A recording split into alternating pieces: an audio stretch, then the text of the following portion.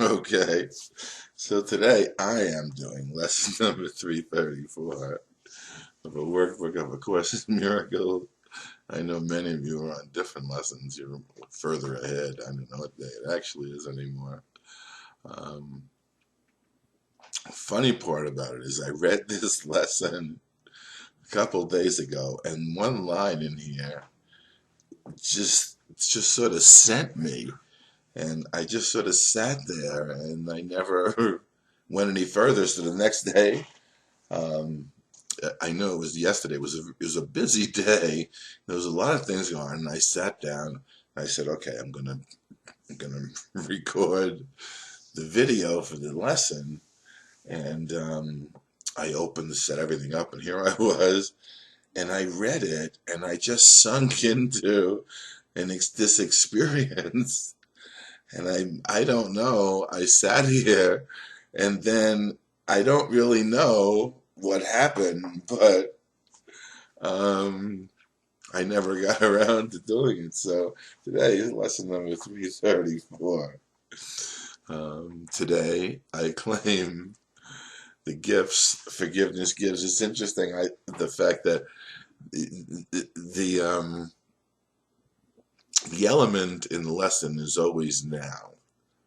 Although here Jesus is gonna tell us, he's gonna show us that as we embark upon this journey, there are gifts that are waiting for us along the way that we receive as we take the journey, as we journey through space and time, not um, not let's call it by traveling in a sense on a timeline, but by reviewing what has gone on within our heart and our mind that has participated in the denial of reality, in denial of our heritage, in denial of the fact that we are God's son and God is our Father, and we were created to share everything with Him.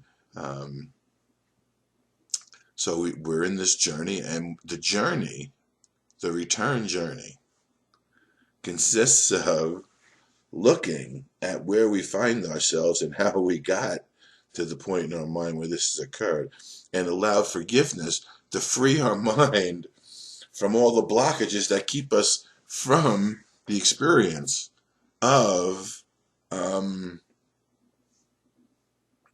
communication with our reality and opening ourselves up to the utilization of what we really are, rather than attempting to make safe and ensure the survival of what we think we are as bodies in space and time.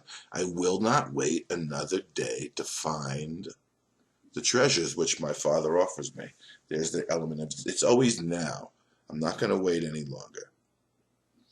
I'm going to, but in the decision to not wait any longer is the recognition that I need to loose myself from the world as I thought it was composed, and as I thought the composition was what was causing me to act and behave and be the way I was within space-time, when in fact it was just misperceptions. And this next line is the one. Illusions must be vain. Of course, it doesn't matter. And ultimately, this is a point that Jesus tries to drive deep within our mind and our heart, in order to help us understand the nature, and he talks about it, of the nature of our frightened heart and bewildered mind. All illusions are vain imaginings, even illusions in the sense of happiness, even an illusion wherein which we think we've achieved the ability to be is false when it's achieved in our minds by thinking we're controlling the world and keeping everything at bay. Illusions must be vain, and dreams, this is a beautiful line, and dreams are gone, even while they are woven out of thoughts that rest on false perception. Yes, the world, now the entire world rests on false perception of the idea of separation. True, good, bad, or indifferent, the entire world rests on a false understanding of ourself. Okay? Now, when we achieve true perception and we recognize who we are as we were created and recognize that the world is but a dream, now our mind can begin to align and converge and become willing to do what God would have us do and be as God has created us to be, simply because we've recognized the vanity of all illusions and no longer want to be an illusion maker. Yet, as we forgive ourselves, we become the maker of an illusion of forgiveness that helps realign our heart and our mind with the truth of who we are. Okay? As we integrate that recognition, that total recall back into our awareness and free ourselves of all the false perception that had been utilized by the ego to deny our reality and keep us separate. And as this is over, deny us the gifts that God created us to be to himself, to each other, and then the gifts that come as part of his divine nature and get discovered within our own divine nature and are made sure through our utilization, as Jesus said earlier in the morning. Let's take these ideas out for a ride, take for a test drive. Utilize these ideas, prove to yourself that they are true, and in the proving to yourself of the truth and the actualization, in the actualization and realization of the ideas comes the recognition of the person of who you are as created by the Father, and the re-experiencing of the power of love that you were created to be and have always been. Okay? Let me not accept such meager gifts again today. God's voice is offering the peace of God to all who hear and choose to follow him. God's voice speaks to me throughout the day, yet as I must choose to listen. Nothing happens but by my choice. And what's going to occur to you when you make this decision is you're going to be presented with a choice. Somewhere, all of a sudden you realize, oh, I have a choice. And instead of choosing once again an illusion woven out of thoughts that rest on false perception, you will just simply say, no, I no longer want to do that. Now, you're not responsible for the knowing of how to do that. You are responsible for the willingness to open your mind to learn how to do that, and then the continued utilization of the learning as a way of signaling through the decision that you're making your readiness to both hear God's voice and to choose to follow. And what you're going to begin to see and experience is more and more things that previously seemed to occur to you, how should I, just by chance or by accident, or for no reason that you know of, you will begin to see and experience and be shown in instances when you stop how it's been your tacit choice being made in your unconscious.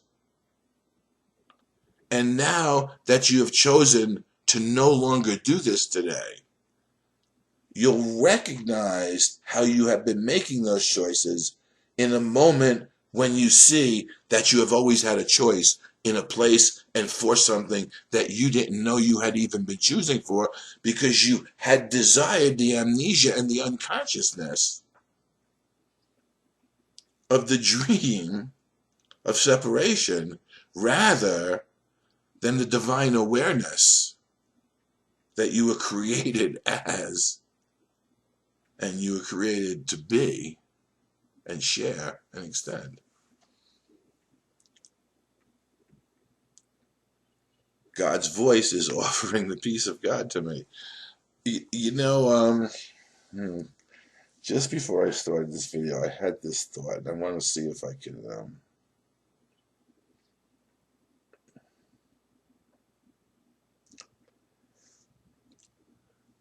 We have, in the dream of forgetting, we have labored under the assumption that we have not had a choice.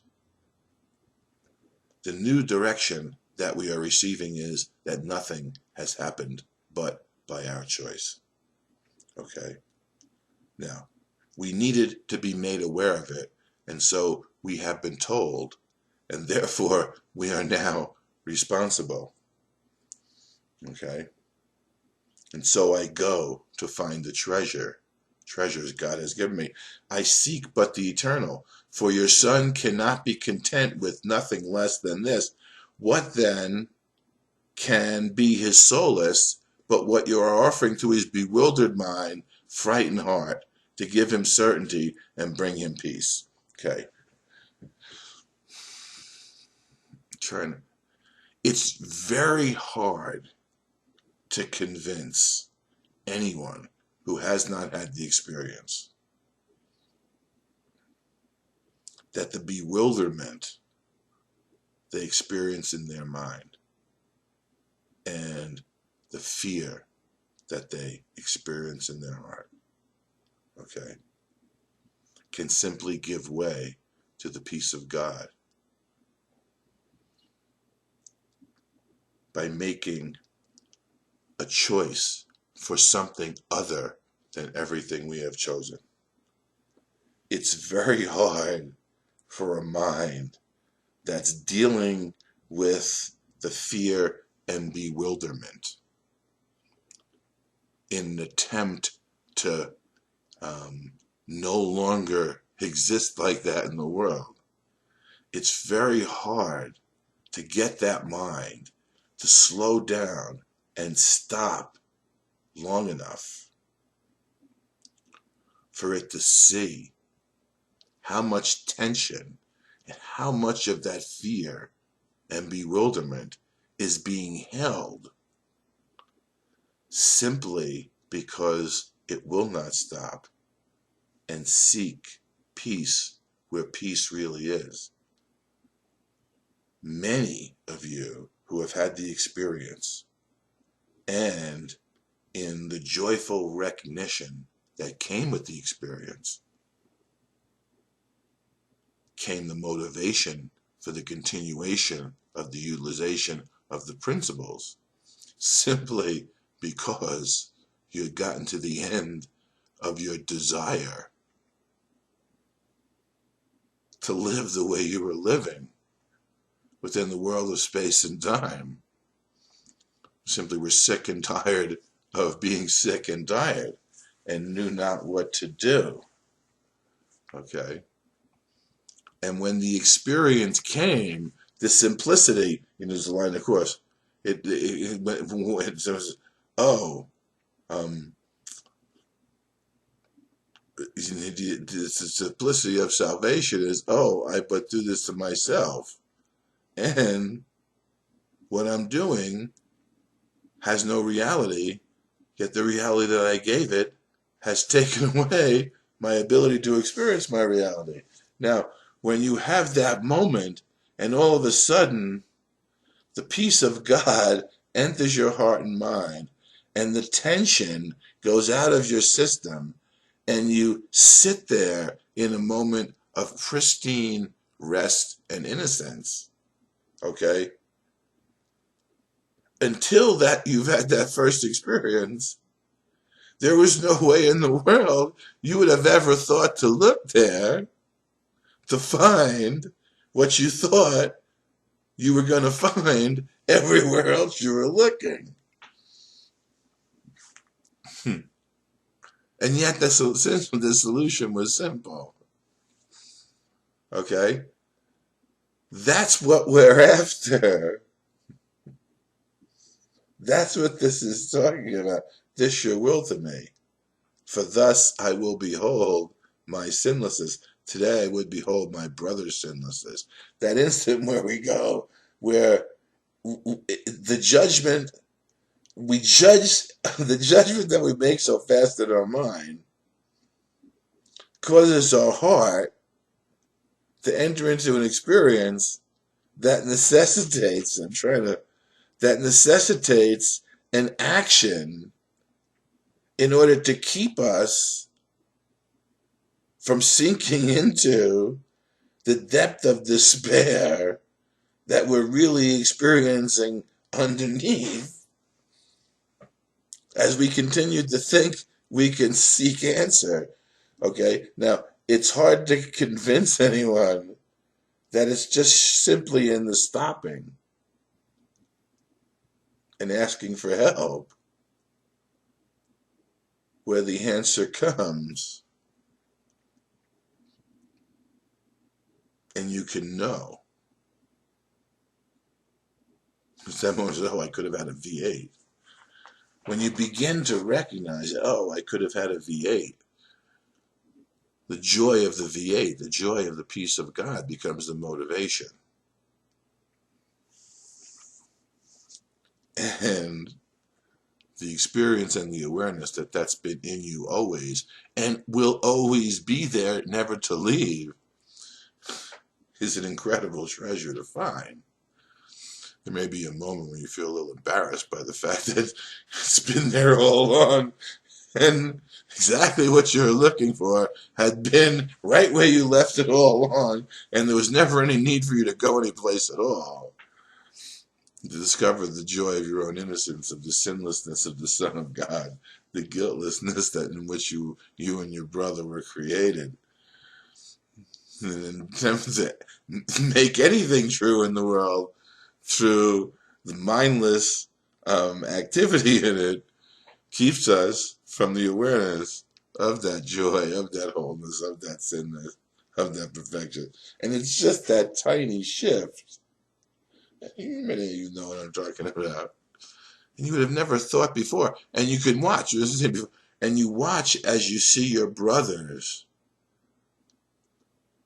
do it to themselves as well, with the prayer in your heart that they will just stop and give themselves that break and claim the gifts that have been waiting in them for a moment when they utilize forgiveness to discover what can't be discovered in the world because it's not in the world, it's within you. And forgiveness is the key to allowing that discovery to be made.